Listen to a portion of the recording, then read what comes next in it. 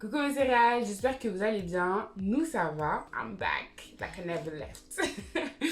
On se retrouve pour une nouvelle vidéo avec ma petite sœur pour vous faire une critique de la saison 2 de Mes Premières Fois, alias Never Have I Ever, qui est une série Netflix en 10 épisodes qui suit Devi, une jeune lycéenne qui a ses meilleurs amis, a des love interests et gère aussi, en tout cas apprend à gérer la mort brutale de son père.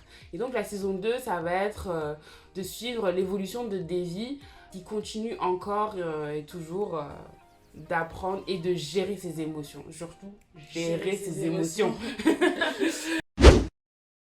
Donc au début de la saison 2, on suit Devi qui reçoit un message de Paxton, sachant que à la fin de la saison 1, elle avait embrassé Ben. Du coup, ce qui va se passer, c'est que c'est Devi quoi. Elle sait pas choisir, elle va pas savoir choisir entre les deux. Donc elle va avoir une relation amoureuse avec les deux, Paxton et Ben. Et du coup c'est ça, genre le premier épisode c'est ça. C'est simple, c'est Devi. Bref, et en gros, on verra pendant toute la saison comment ça va être géré. Le fait aussi qu'il y ait une nouvelle arrivée, donc une nouvelle étudiante qui va arriver dans la série. On va aussi voir les relations adultes qui vont être un peu plus explorées, donc au niveau de sa cousine et au niveau de sa maman. On va avoir aussi un peu des petites side stories avec Paxton et Fabiola et Eleanor, mais c'est plus minoritaire. Alors, qu'est-ce que tu dirais de cette saison 2 toi ? Je suis mitigée. Déjà, j'ai préféré la saison 1 et bon, après, j'ai pas fini la saison 2. Ah oui, j'ai pas précisé. Ma petite sœur, elle fait cette vidéo en s'étant arrêtée à l'épisode 6 et après, elle allait tout se faire spoil sur internet parce que c'est la reine de l'auto-spoil. Il y a que moi ici qui finis la saison parce que je suis une personne professionnelle. Voilà. Bon, du coup, comme j'ai pas fini la saison, du coup, je suis à l'épisode 6. Mais ça me pousse pas à continuer quoi, genre je sais pas, ça, voilà quoi. She's harsh. En fait ouais, Devi est toujours, c'est toujours la même chose, genre elle est toujours aussi distraite. Non, pas distraite. Ah, en fait moi je pourrais, c'est une saison en fait qui est intéressamment non intéressante. Je sais pas comment dire d'autre. En soi, j'ai vu pas mal, avant de préparer cette vidéo, j'ai vu pas mal de commentaires sur Twitter de personnes qui avaient beaucoup aimé cette saison. Et j'étais un peu en mode, mais mon avis, moi, il est un peu pas comme ça. Hein. C'est pas que j'ai détesté la saison, c'est que la saison, je pense que elle a tourné en rond. Dans le sens où elle aurait pu être beaucoup plus complète, beaucoup plus poussée. Cette affaire de triangle amoureux, on savait que ça allait arriver. On savait vraiment que ça allait arriver. C'était dans la saison 1, c'était amorcé. Et là, c'est vraiment acté, si on veut. Mais en fait, le truc, c'est qu'on se dit, mais encore, qu'est-ce qu'il va avoir après ? Et c'est toujours cette affaire de triangle amoureux. Donc là, vous savez ce que j'ai fait comme parallèle ? Comme pour la saison 1, j'ai comparé à The Vampire Diaries. Donc, si je me trompe pas, dans The Vampire Diaries, Elena, elle a commencé avec Stephen. Et elle a fini avec Damon. Si je vous spoil, c'est pas de ma faute, vous avez qu'à finir, c'est fini depuis des années, hein. Bref. Et donc, elle a fini avec Damon. Et donc, je me dis que là, dans Never Ever Ever, même dans la saison 1, sa première histoire, c'était avec Paxton. Et ensuite, il y a eu Ben, si on veut. Donc, si ma logique suit bien The Vampire Diaries, elle commence avec Paxton, elle finit avec Ben en fait. Donc je me dis, c'est un peu redondant et c'est un peu tiré par les cheveux parfois. Dans le sens où, à un moment donné, Devi, elle fait des choix d'une personne qui est en souffrance et qui ne réfléchit pas ou très peu ou mal. Bref. Et du coup, ces choix ont des conséquences sur les autres et on se dit vraiment que c'est une série parce que dans la vraie vie, tu te dis, mais c'est bizarre de réagir comme ça ou d'accepter les réactions d'une personne de la sorte. Parce que par exemple, Paxton, à qui elle a fait du tort, va lui pardonner hyper facilement. Encore Ben, il a mis un peu de temps.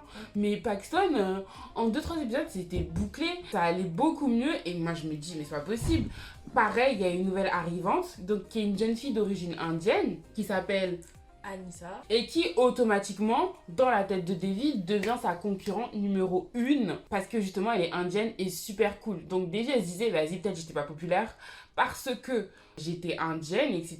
Mais là, une nouvelle fille indienne arrive, mais elle devient populaire. Donc en fait, elle se dit que le problème, c'est pas ma couleur de peau, c'est moi-même.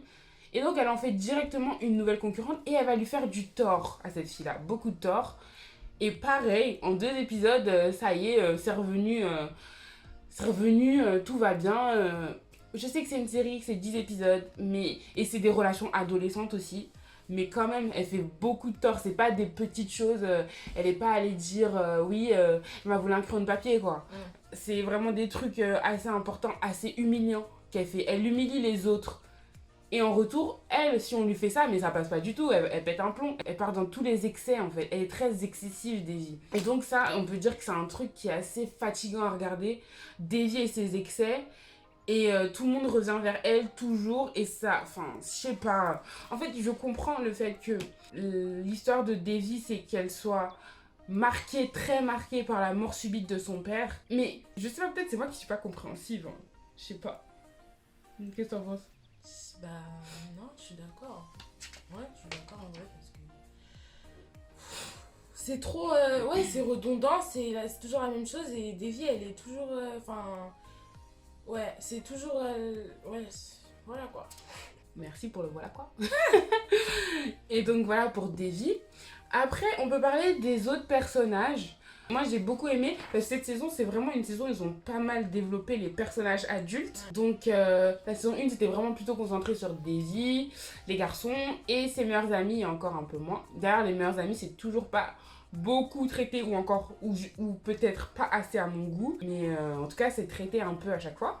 Et cette saison là c'était vraiment les personnages adultes, donc les personnages adultes sont vraiment bien développés. La maman de Davy est développée, on voit vraiment comment elle arrive, elle essaye pardon de passer à autre chose, De faire son deuil. ouais, de faire le deuil de la mort de son mari, de se sociabiliser, d'aller vers de l'avant on va dire. Ensuite on va voir la cousine de Davy, Kamala, qui intègre un nouveau stage et qui justement va en intégrant ce nouveau stage, je sais pas si c'est un stage ou une sorte de programme, je sais pas trop, le système américain je comprends pas trop.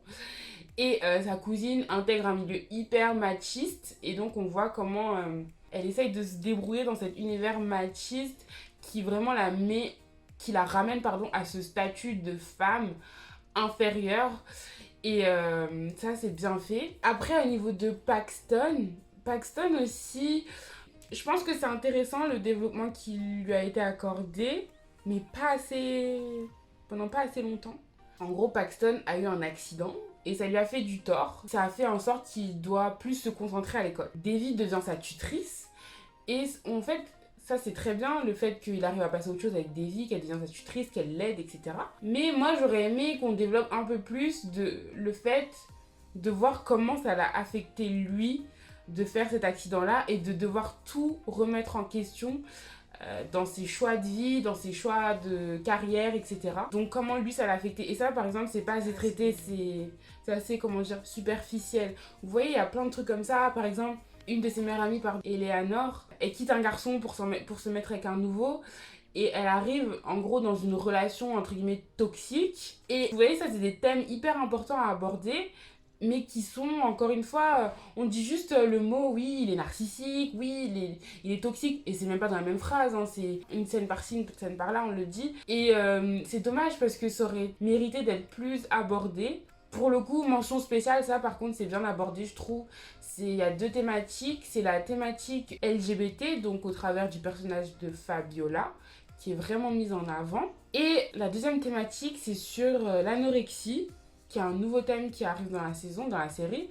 Et ça c'est vraiment bien, et à la fin des épisodes, on a des numéros d'urgence, des sites à consulter si on souffre de problèmes de désordre alimentaire. Et ça, pour le coup, je vais vous trouver ça vraiment bien de l'intégrer à la série. Donc pour le coup moi mes premières fois c'est une série que moi j'aime beaucoup par rapport à ses problématiques, les thèmes qu'elle aborde, parce que je trouve que c'est très important de les aborder surtout dans les années adolescentes. Donc là on l'a dit, ça va être des thèmes sur LGBT, les relations toxiques, les petits copains toxiques, petites copines toxiques, les troubles alimentaires, ça va être le féminisme, comment à passer à autre chose, apprendre à faire le deuil. Ça va être aussi être la prise en charge psychologique aussi. Enfin, moi, je trouve que c'est vraiment très intéressant. Et en fait, c'est une série qui regroupe pas mal de thèmes qui sont bons à développer, on va dire. Alors, mon avis sur la saison 2, alors, ouais, je trouve que la saison, comme je l'ai dit, comme on l'a dit tout à l'heure, c'était toujours la même chose. Après, il y a beaucoup de thèmes abordés, comme elle l'a dit, comme les LGBT, l'anorexie. C'est pas mal, mais je pense qu'il pourrait développer plus de thèmes comme ça bah, à l'avenir. Mais personnellement, j'ai préféré la saison 1.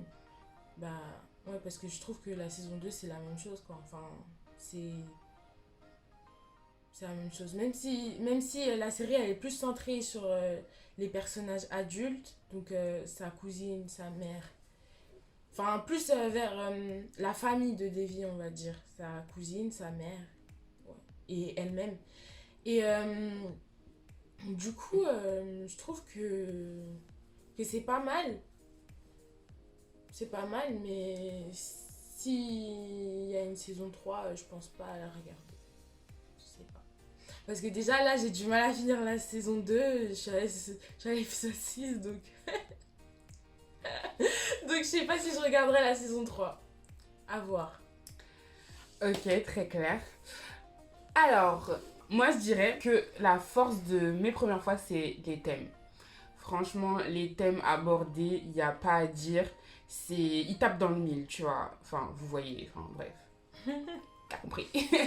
Ils tapent dans le mille et ils sont intégrés subtilement. C'est bien écrit dans le sens où le thème vient bien dans l'histoire racontée, ça englobe bien, c'est carré, on aime bien. Ensuite, je dirais que c'est trop Devi. Je pense que la force de la série, c'est même pas forcément ce personnage-là. Je pense que l'ensemble des personnages peut apporter à la série. Je sais très bien que c'est un personnage principal, mais peut-être qu'elle est trop principale. Il y a des séries qui ont des personnages principaux, mais qui ne sont pas focalisés sur une seule personne. Donc je pense vraiment que... j'allais dire New Girl. Bah ouais, peut-être j'ai pensé à New Girl. Voilà, New Girl, par exemple, il y a des personnages principaux. Le personnage principal, c'est Jess. Mais les autres personnages aussi sont tout aussi intéressants et assez importants. Et je trouve que c'est la faiblesse de mes premières fois de tout mettre sur ce personnage-là, qui est un bon personnage, mais qui peut être assez fatigant à regarder. Parce que Devi, c'est un personnage, on comprend qu'elle est adolescente, mais elle énerve en fait. Elle énerve plus qu'on a de la compassion pour elle. Moi, Devi, j'ai du mal à avoir de la compassion pour elle parce qu'elle m'énerve, je ne la comprends pas. Je comprends pas comment on peut être comme ça envers les autres. C'est pas dans ma conception de la personne en fait. Et du coup, c'est dur de m'identifier à elle. Je pense que Devi, ouais, c'est un personnage avec lequel il est assez difficile de s'identifier. Même si, bien sûr, je comprends les épreuves qu'elle a traversées et que ça doit être, j'imagine même pas incommensurable. Mais Devi, c'est compliqué. Sinon, si moi il y a une saison 3, oui, je regarderai. Ouais, je suis une forceuse, moi, je vais regarder. Hein. Je vais regarder. Après, si c'est pour qu'à la fin de la saison 3, elle finisse avec Ben, ça va me saouler, vous voyez. Parce que si saison 1, elle nous fait fin de saison, je finis avec Ben. Fin de saison 2, je finis avec Paxton. Fin de saison 3, je finis avec Ben. Enfin, qu'ils introduisent un nouveau personnage, peut-être, qui lui sera vraiment, sa révélation, vous voyez. Donc, à voir, mais je regarderai j'espère que les autres persos seront plus développés parce qu'ils sont intéressants. Moi, j'aime bien Paxton. Si on pouvait développer sa relation avec sa petite sœur qui est hyper intéressante, ou même avec ses origines. D'ailleurs, j'ai aimé dans cette saison, on a un peu parlé du passif des Japonais, de leur traitement au début du siècle dernier aux États-Unis. Ça, c'était intéressant. Si on pouvait un peu plus parler de Paxton, sa petite sœur qui a un handicap, même de Fabiola qui est LGBT. Mais je pense qu'il y a d'autres personnages à développer que Devi. Ma note pour la saison 2, je mettrais un 6. Non, 7. Non, 6. C'est parce que je suis mitigée et ouais, c'est trop centré sur Devi, quoi. 6, alors que la saison 1, t'avais mis 8,5. Hein. Waouh. Ok. Et moi, j'avais mis 8 saison 1. Et je mettrais... Je pense que je mettrais 6,5 aussi. Après, moi, je suis une personne, je peux regarder des séries qui vont jusqu'à 4, en vrai. Donc, je suis gentille, hein. 6,5, ouais. Parce que, ouais, je suis mitigée aussi. Je suis moins convaincue que la première saison. C'est pas mauvais, hein. C'est juste que ça descend en niveau. La saison 2 était logique, en fait. Il n'y a pas de surprise. Une série à recommander, peut-être? Série à recommander. Si tu voles ma série, tu vas voir. Non, j'en ai pas. Nickel. Bah, série à recommander, je sais pas, si vous avez l'énergie, regardez les saisons de Vampire Diaries. Hein. Franchement, c'est la même chose, sauf que c'est des vampires. Bon, c'est la même chose. C'est la même chose sur le triangle amoureux, sinon rien à voir. Mais vraiment rien à... Mais sinon, moi, je vous conseille de regarder The Originals. Hein, parce que je préfère tellement The Originals à The Vampire Diaries. Klaus Michelson, my whole life. Ah. Bref.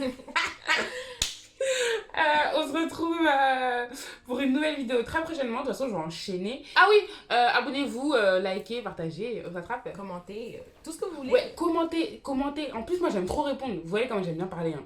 J'aime trop répondre aux commentaires. Bref, bisous. Bye. Que fait bisous, wesh.